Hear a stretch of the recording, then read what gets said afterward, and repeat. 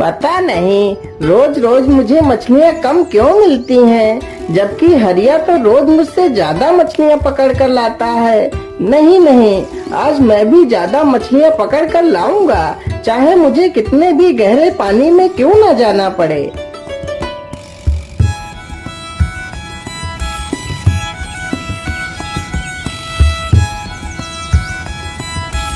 हरीराम ज्यादा मछलियां पकड़ने के लालच में अपनी नाव को गहरे पानी की तरफ ले जाता है।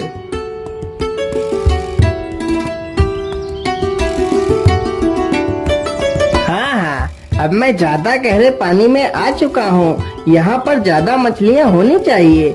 चलो जल्दी से मछलियाँ पकड़ता हूँ।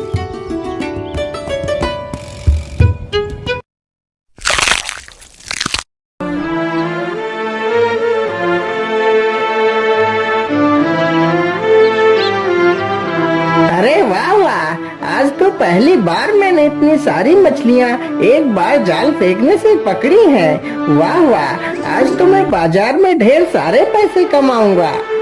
हरीराम इतना कह ही रहा था कि तभी वहाँ पर एक सींग वाली मछली आ जाती है और हरीराम की नाव पर जोर से अपने सींग से वार करती है, तो हरीराम की नाव में छेद हो जाता है।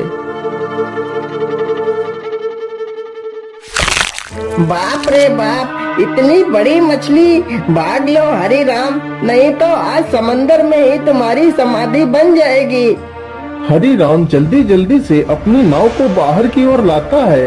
बाहर लाते लाते उसकी नाव में काफी पानी भर जाता है, जिसके कारण उसकी नाव डूब जाती है। वह मुश्किल से खुद की ही जान बचा पाता है। राम राम राम राम, आज तो मरते मरते बचा, लेकिन मेरी नाव तो डूब गई है। अब मैं मछलियाँ कैसे पकड़ूंगा? ऐसे तो मैं भूखों मर जाऊंगा। नहीं नहीं, मुझे जल्दी ही एक दूसरी नाव बनानी होगी। मैं कल सुबह ही जंगल जाकर एक अच्छी सी लकड़ी ढूंढ कर लाऊंगा और अपनी नाव बनाकर मैं फिर से मछलियाँ पकड़ूंगा।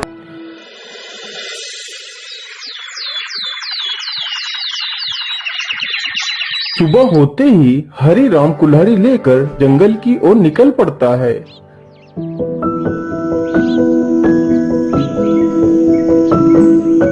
कौन सा पेड़ काटूं, कुछ समझ नहीं आ रहा। कोई पेड़ तो इतना मोटा है और कोई पेड़ तो इतना पतला है। मेरी नाव के लायक तो कोई पेड़ मुझे दिख ही नहीं रहा है।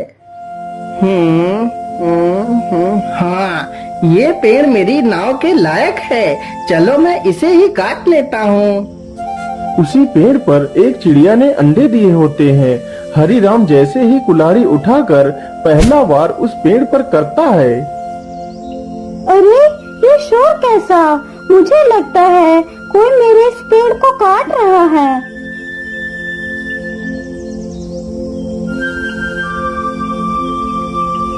अरे भैया, आप इस पेड़ को क्यों काट रहे हैं? अरे चिड़िया बहन, मैं यह पेड़ काट कर अपने लिए एक नाव बनाऊंगा। लेकिन भैया, कृपा कर आप इस पेड़ को मत काटिए। इसी पेड़ पर मेरा घोंसला है जिसमें मेरे अंडे रखे हैं। यदि तुम इस पेड़ को काट दोगे तो मेरे अंडे नीचे गिरकर टूट जाएंगे और मेरा घर बर्बाद हो जाएगा। कृपा कर आप कोई दूसरा पेड़ काट लीजिए। अरे अरे, माफ करना चिड़िया बहन, मुझे पता नहीं था कि आपका घोंसला इसी पेड़ पर है। नहीं तो मैं इस पेड़ को कभी नहीं काटता। चलो चलो, मैं कोई दूसरा पेड़ काट लेता हूँ। हरीराम फिर से दूसरा पेड़ ढूंढने लगता है। अरे बाप रे बाप, मुझे लगता है बहुत जोर की बारिश आने वाली है। तभी जोरदार हवाओं के साथ बारिश होने लगती है। अरे राम राम राम, या तो बहुत जोर की बारिश आ गई। अब कहाँ छिपूं मैं? मुझे लगता है वहाँ पर कोई झोपड़ी है। चलो चलकर देखता हूँ।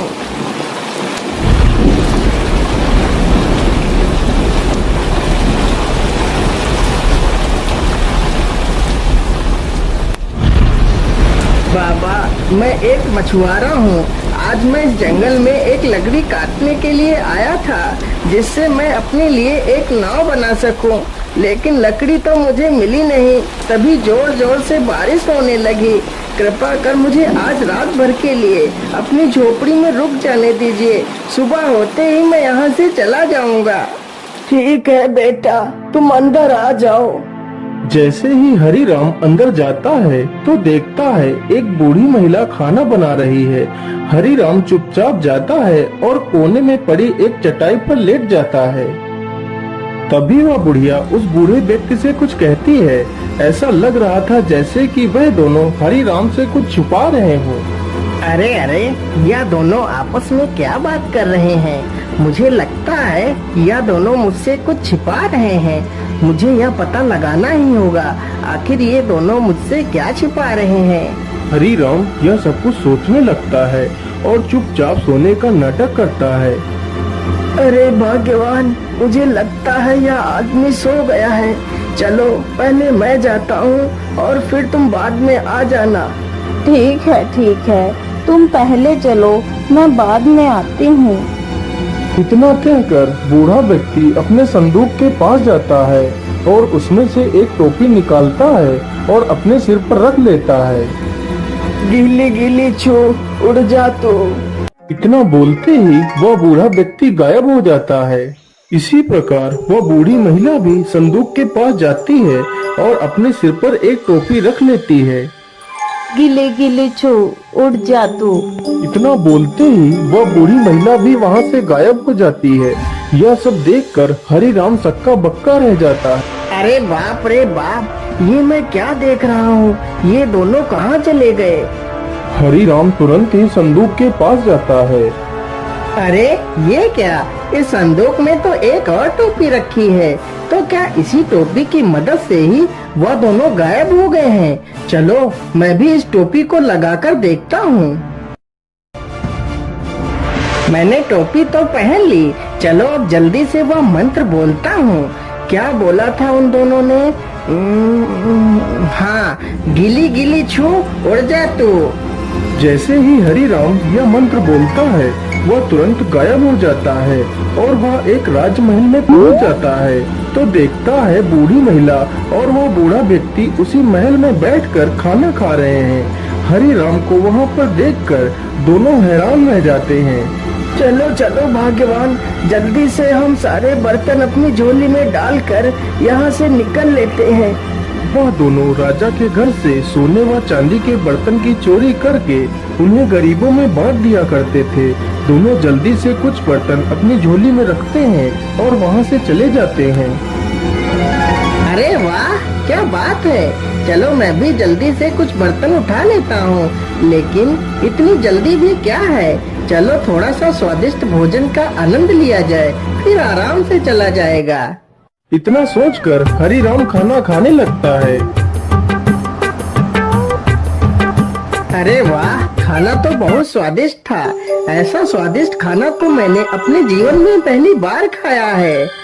लेकिन अब मुझे खाना खाने के बाद बड़ी नींद आ रही है। चलो थोड़ा सा सो लेता हूँ, फिर आराम से चला जाऊंगा। इतना कहकर वह वहीं पर लेट जाता है और सो जाता है। उसे सोते सोते सुबह हो जाती है। तभी वहाँ पर राजमहल का रसोइया आ जाता है। अरे चोर चोर, कोई पकड़ो इसे, आज यह चोर हमारे हाथ लग गया है। इतना सुनते ही सैनिक हरिराम को दबोच लेते हैं और राजा के दरबार में पेश करते हैं। महाराज, मुझे छोड़ दीजिए। मैंने आपके घर में कोई चोरी नहीं की है। मैं चोर नहीं हूँ, मैं तो एक मछुआरा हूँ। अरे मूर्ख, यदि तू मछुआरा है तो क्या मेरे महल में तू मछली पकड़ने आया था? अरे मूर्ख चोर, मुझसे झूठ बोलता है। रोज रोज मेरे महल में चोरी करता है। सैनिकों, इस बेवकूफ को ले जाओ और बीच चौराहे पर खड़ा करके जिंदा जला दो, ताकि ऐसा कोई दोबारा करने की सोचे भी नहीं। राजा का आदेश होते ही सैनिक हरिराम को बीच चौराहे पर ले जाकर एक मजबूत लक्कड़ से बांध देते हैं। अरे राम राम राम, ये कहाँ आकर फंस गया? आज तो मेरी मौत निश्चित है।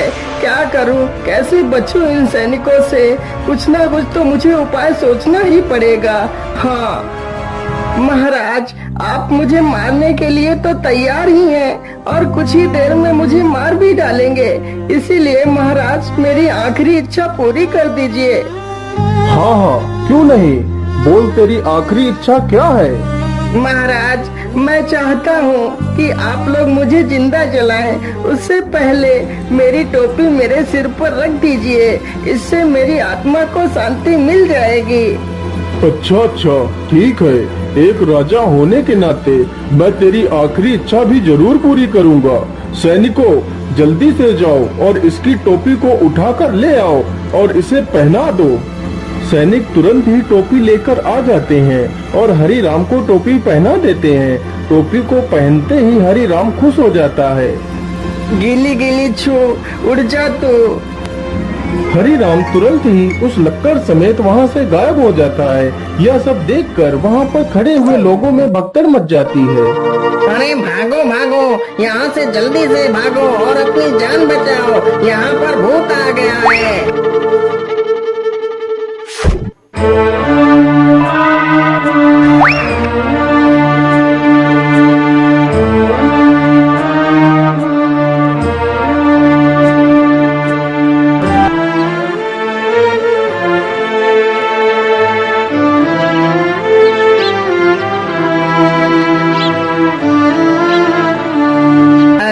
ये मैं कहाँ आ गया हूँ? मुझे लगता है मैं अपने गांव वापस आ गया हूँ। अरे हरि राम भाई, आपको ये क्या हो गया? आपकी ये हालत कैसे हुई? आप तो इतने दिनों से मछलियाँ भी पकड़ने नहीं आए। अरे हरिया भाई, इतने सारे सवाल बाद में पूछ लेना, पहले मुझे इस रस्सी से खोल दो। हाँ हाँ, क्यों नहीं हरि राम भाई, मैं अभी आपको रस्सी से खोल देता हूँ। हरिया तुरंत ही उसकी रस्सियाँ खोल देता है। अरे वाह वाह, जिस लकड़ी की मुझे तलाश थी वह तो मुझे मिल गई। चलो अब इसी लकड़ी से ही अपनी नाव बनाऊंगा। इस प्रकार हरि राम लकड़ी को उठाता है और दोनों वहाँ से चले जाते हैं।